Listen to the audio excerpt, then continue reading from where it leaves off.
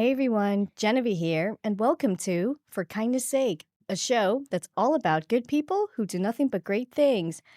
And today I'm joined by Cheryl, who you may recognize from our last episode from before. She's also known as MiyukiPanda on Twitch. And today she's here to talk to us about tackling toxicity within gaming culture and how to create more inclusive spaces for all types of players. How are you today? I'm good. I have a voice this time. Yes, you Which makes me do. really happy. Yes, you do. We're happy you're back, and also with a voice this time. How you been? I've been good. Quite busy. Just got back from DreamHack, well, a couple weeks ago. Got over the laryngitis. Still lingering a little bit. But yeah, other than that, pretty good. What about you? Yeah, no, good. I guess it's just at that time of year. I was sick last week as well. I'm still a little bit, but today we'll power through. Yeah, we're heading into hay fever season though, so if you've got hay fever, like it's just never gonna end at this point. Oh my goodness, no. Forgot about that bit. Yep. But yeah, no. So Cheryl, so let's talk to you a little bit about what you do a little bit more because we touched based on a little bit the last time you were on, but you're a Formula One content creator and a sim racer on Twitch. For those who may not be too familiar what sim racing is, could you maybe describe what that is? Driving fake race cars. So basically, you have a rig. You can do it on controller as well. I play primarily F1, so you can do that on controller. I also play a lot of Forza. Um, can do it on controller, but I have a rig where it's a fold up one, so I unfold it. It's got a wheel on it with some pedals, and yeah, it's kind of fun. It's like fake race cars. It's like I said to Monty before, I like sim racing because if you crash into a wall, you don't really get hurt. I mean, that's true. That's probably safer than real life. Yes, it's a lot less scary as well. That I can imagine. And what made you decide to start streaming? So it was literally a case of it was 2020. We were in lockdown, not really able to go outside. I was still working because healthcare worker. But when I got home, there was not you couldn't really go out. Weekends, nothing. So I was just playing video games all the time. And I was like, well, I'm playing video games anyway. Might as well stream it. And then like didn't really expect anything to come of it. It was more just for a bit of fun, like playing games with friends. I started building a community, really started falling in love with it. And at this point, I was variety. So I was playing like loads of different games. Like I used to play Among Us. I used to play Minecraft at one point. I still play Minecraft, just not on stream. And like just loads of different games. And then I tried, let's try Formula One because I love Formula One. And I started talking about it on stream and I found out a bit of my community at the time liked Formula One. I was like, let's try the F1 games. Tried it on controller. I was like, I'm so bad at this. And then one of my community members actually gifted me a Logitech G29, which I thought was really, really sweet. And I was like, okay, let's do this. And then I started falling in love with that. I was playing it more and more, and I kind of just fell into that niche, really, of F1 games, and then kind of expanding into more racing games as well. I actually watched a rerun of one of your streams, and one thing I was just thinking to myself, I was like, wow, she um, is like, trying to focus on not crashing a car, but at the same time, interacting with your audience and like reacting to like the comments in the pop-up section. So I'm just curious, like, how do you find that balance of like, concentrating and not crashing versus bringing that sort of like entertainment value in your streams? So part of the entertainment value is when I look over at stream and end up in a wall. Oh, okay. So like say I'm in a league race because I'm in the W1 sim series, which is basically a racing league for women, so we can like develop and get into league racing and stuff. And I'm just like I stream it, but I'm like, chat, I love you, but I'm gonna minimize you so I don't crash, kind of thing, because they're kind of like more competitive races. But like with the casual races, I just tend to like look at chat sometimes. It's quite funny because for some reason I'll focus on a straight and then I'll come to a turn. I'm like, I'm turning where I need to look at where I'm going. What's chat doing? Oh, I've spun, kind of thing. But that's part of the entertainment value, and it is a bit of fun. Like they're just casual races, so concentration isn't really necessarily needed. But sometimes I do lock in and then I'm like, I'm really sorry, but I'm in a battle, so like I've locked in. And then I look over at chat later on, they're like, she's actually locked in, and I'm like, hee hee. What would you say you enjoy most about streaming, and what could any viewers expect when they tune in to see you? I just like it amazes me how people turn up to watch my streams because like I'm just me. Like on stream, I just be myself. Fairly chaotic. Um, I'm not great at video games, but I really enjoy them, and that's just kind of like I guess the entertainment value. I'm just myself. It just kind of amazes me that people turn up and I've built some sort of community and everyone has started like interacting a lot on my Discord with each other. And that just really means a lot to me. And I just love how, yeah, people just show up. Like, that's insane. I'm like, I'm just me. Like, but people like me. And I'm like, oh, okay, hi. And I think one of my favorite things is the fact that when people come back and you start to learn a bit about them as like people and like there are these people like all over the world and you've got like wouldn't say like friends but like friends all over the world that come in who are like-minded and meeting more people is crazy, like really crazy. It's so surreal sometimes. I guess like community, like from like an online perspective, even though like everyone is just so far away, like you said, from like every corners of the globe, bringing people together for like a sort of joint passion, if you will, Mm. is really such a beautiful thing. Yeah, and it's honestly so surreal that I've gone from just being like, "Oh, whatever happens, happens. Like, this is just a hobby. It's kind of fun," to where I am now with it is insane. Like, I can't actually comprehend it, to be honest. Like, it's mental, and I do appreciate every single person in my community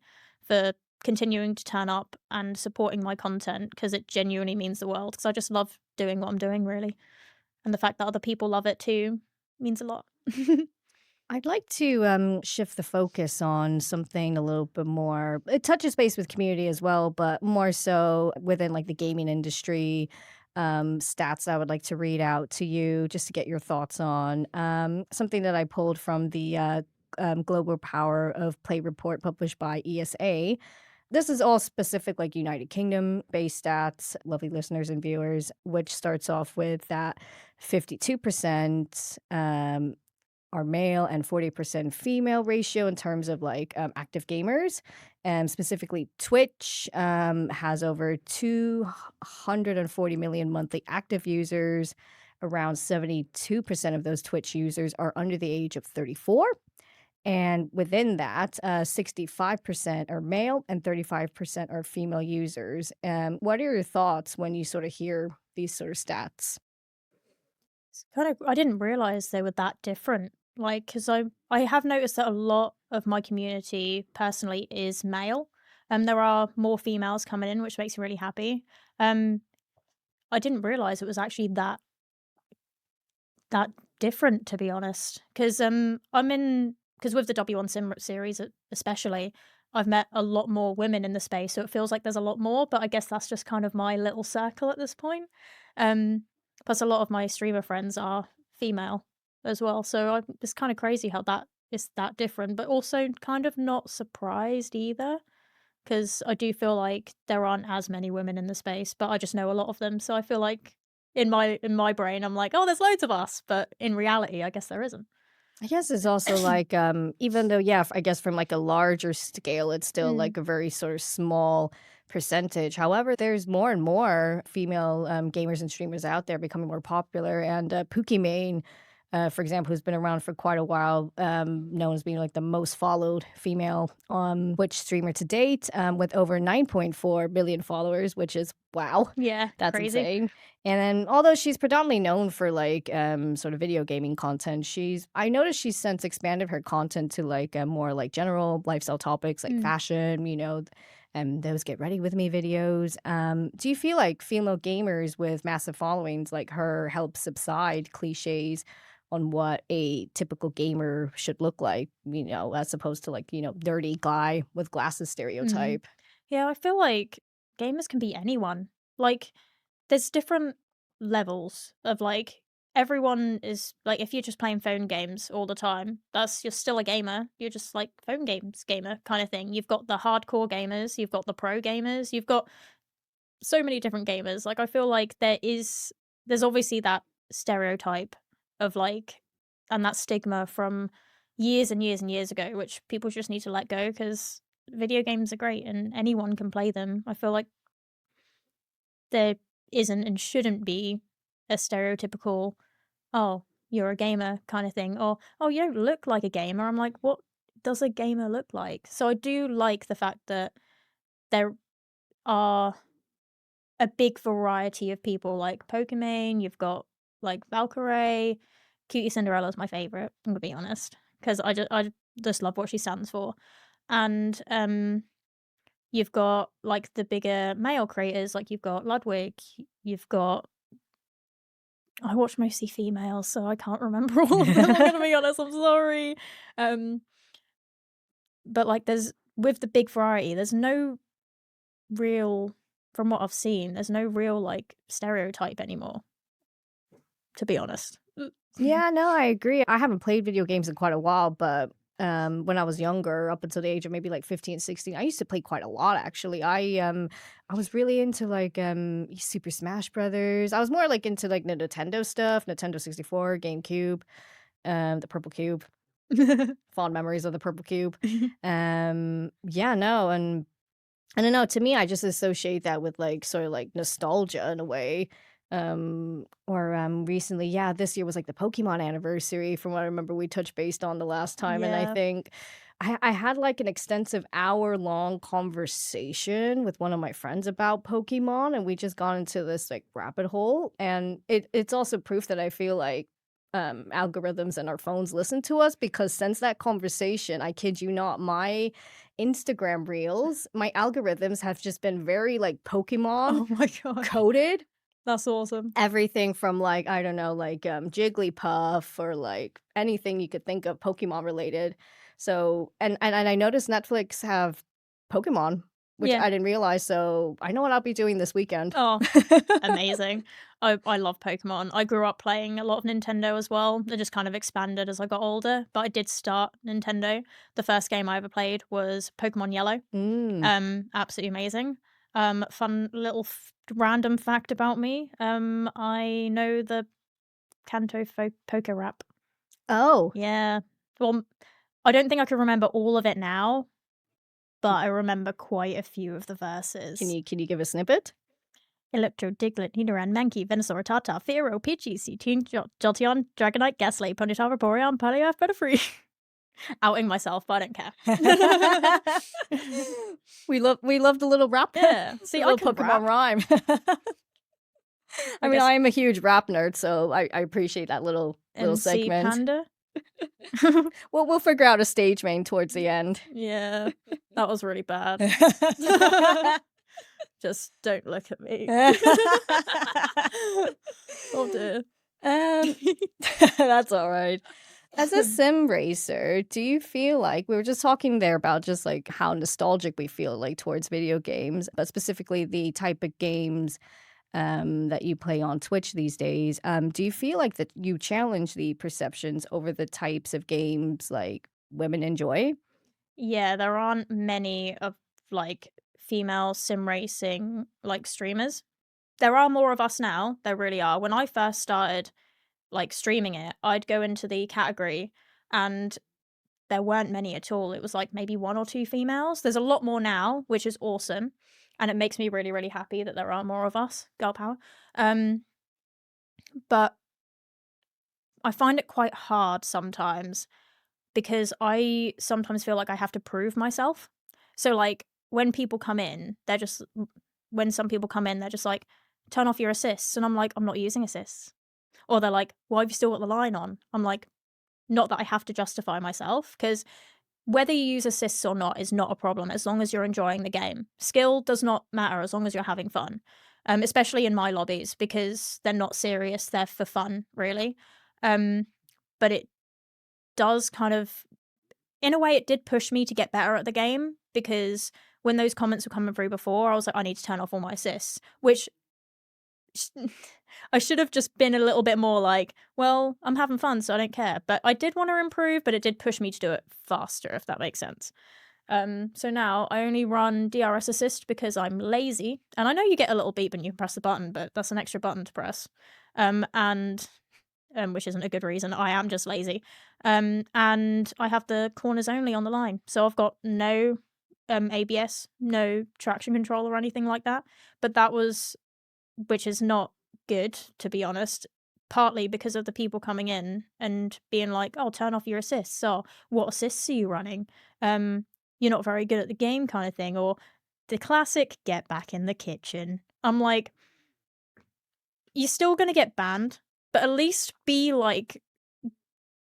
creative with it, you know? Don't just be like, "Oh, get back in the kitchen." If you're gonna do it, don't just at least try. I'm kidding, don't do that. But, like, you're gonna get banned either way, but it's more of a, like, as a female sim racer, there aren't many of us. I like representing that. The W1 series also represents that, and I love that, about that league. But even then, people are just like, "Females shouldn't be racing." Why? Why shouldn't we be racing? And if the answer is, "Because you're female," it's not a good enough excuse, we're all human. We can all do it.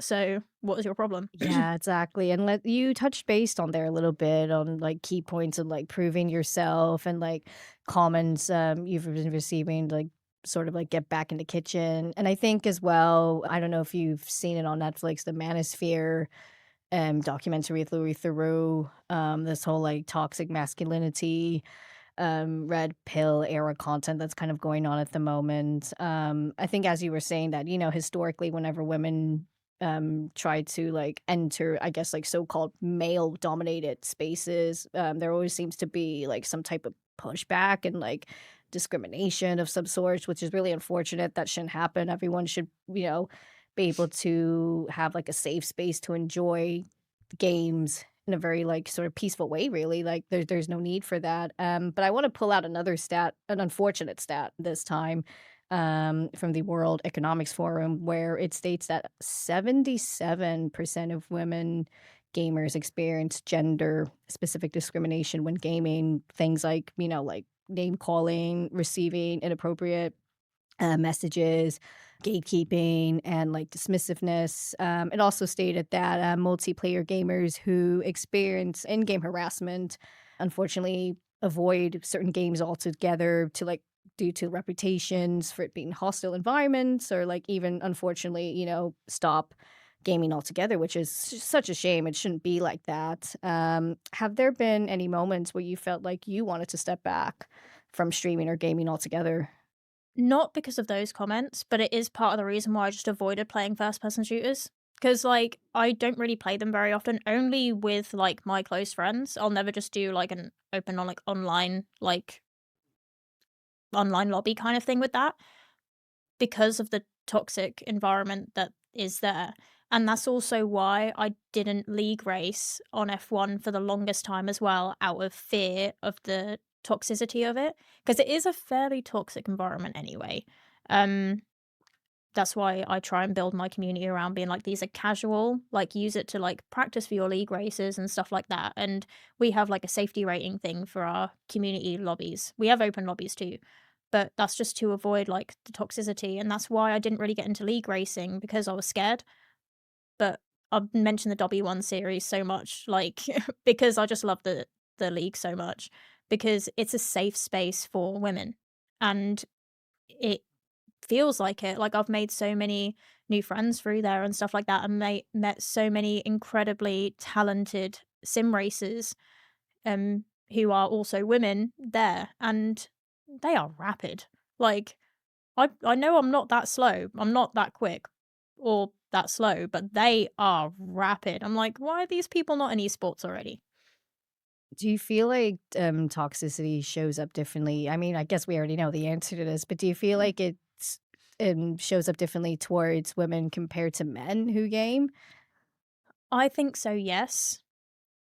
Not saying that men obviously don't receive the toxicity, because they do. Like, I've seen it with my own 2 eyes. Like, like, you don't have to just be female to get the toxicity. The toxicity is everywhere, but it does present differently with women in the sense of, like, get back in the kitchen and stuff like that, and the stereotypes and all that stuff. It's like, come on, we're in 2026 now. Like, let people be. Like, everything's different now. It's like these people are stuck in the olden days kind of thing. But yeah, so yeah, basically answer that as yes. I keep rambling, I'm sorry. Um But yeah, basic answer, yes. Um, but like men get it too. Like I'm not like I don't want this to be like, oh, women this or that. Men get it too, but I feel like it's more women. I guess you could say then, yeah, exactly that toxic masculinity doesn't affect just women, but Mm. also men. Do you feel like this is still like a prevalent problem within gaming culture? Yeah, people need to chill out. Like honestly, it's not that deep. It's not that deep. It's a video game. Let people have fun. Like we do these we play these video games, at least I do, to escape reality. Like, hey, I'm jumping into F1. I'm now a Formula 1 driver. Am I a Formula 1 driver IRL? No. I look in people's mouths for a living, basically, in IRL. So I want to jump in and pretend I'm a racer. Like, just let us have fun. It's not that deep. Obviously, with like esports, if you're trying to get into esports and stuff like that, fair enough. You're taking it like seriously. Um, and it is competitive. But if you're just casually playing, like a lot of people are just casual gamers. I'm a casual gamer. I wouldn't even call myself like a hardcore gamer, even though I do spend a lot of my hours gaming, but just very casual. Like, chill.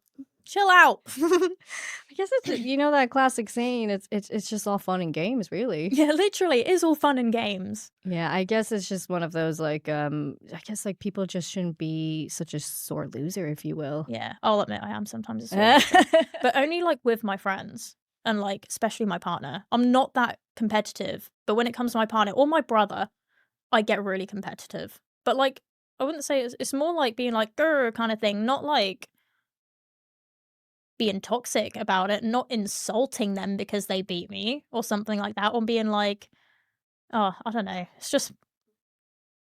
It's not that deep, basically. Oh yeah, no, it shouldn't be. And just in terms of like content moderation, what do you think fellow gamers like yourself or anyone that just like plays video games casually, or even the platforms themselves actually that host these games can do to minimize toxicity and inappropriate content within gaming culture and video games?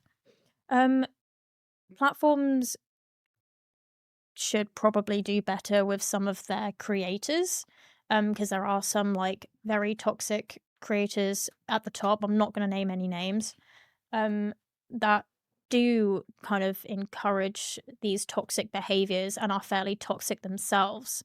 Um, those need to be moderated better, um, platforms-wise. In terms of, like, your own chat moderation, a lot of platforms have this thing called, like, auto mod, where you can put phrases in there that get blocked. Like, I wouldn't see "get back in the kitchen" anymore. And just slight side note for, like, safety is that you can have your address and personal information in this auto mod thing that no one else can see. So say someone's trying to dox you, it gets automatically blocked so it doesn't go out. So like there are some phrases that people have said in the past that then go that I've been like, okay, yeah, I don't want that in my chat. So it gets added to the auto mod kind of thing. You can do it as you go. So then my moderators, because each platform you can have community members be your moderators. Like I've got a couple of my friends who are my moderators.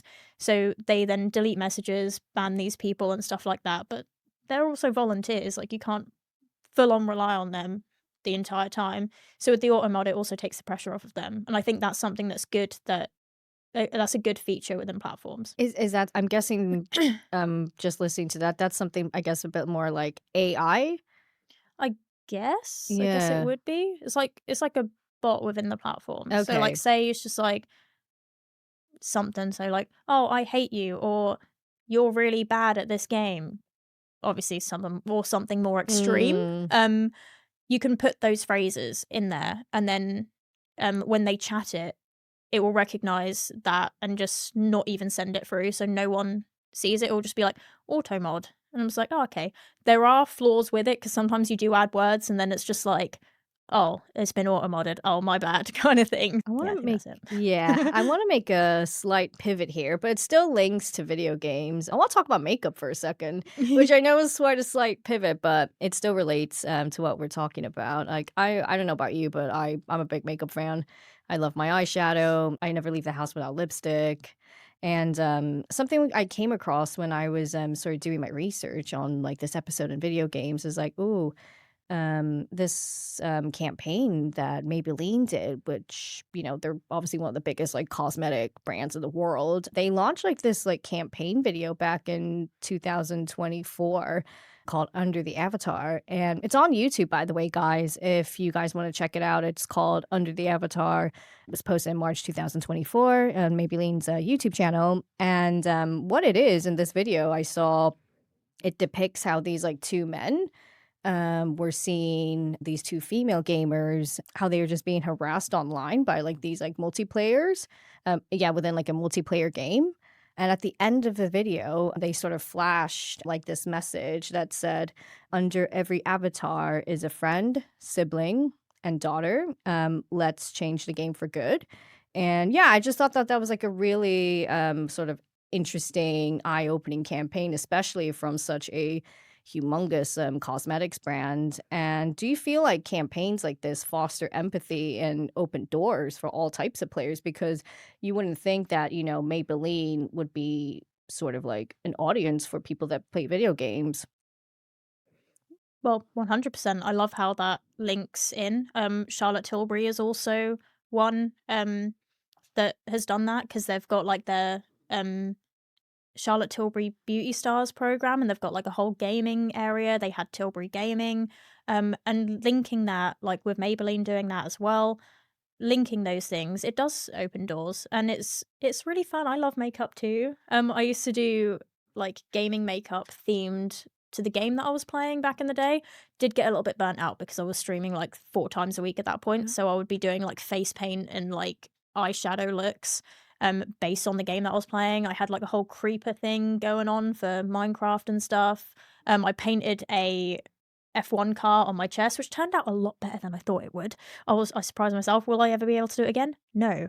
But essentially, I love how with bridging that gap, it does open more doors for not just females, but everyone into makeup and stuff like that. And like you've got Sephora sponsoring a car in F1 in F1 Academy, that is, and so did Charlotte Tilbury. That's another example of linking that and showing people that like, yeah, anyone can do this kind of thing. Yes, I saw the Sephora one recently as well, and there was another.